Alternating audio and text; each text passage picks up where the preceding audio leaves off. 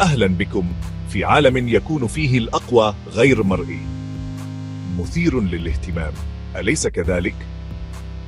هيا بنا نستكشف. الميكروبات موجودة في كل مكان، في التربة، في المحيط، وحتى داخل أجسامنا. هذه الكائنات الدقيقة مثل البكتيريا والفطريات تلعب أدوارا حيوية في حياتنا.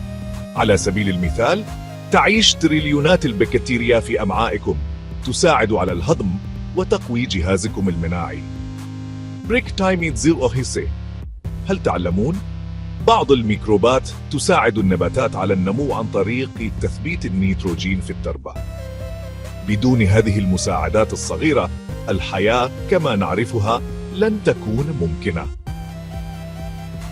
في المرة القادمة التي تغسلون فيها أيديكم أو تأكلون فيها الزبادي، تذكروا، أنتم تتفاعلون مع عالم خفي ورائع.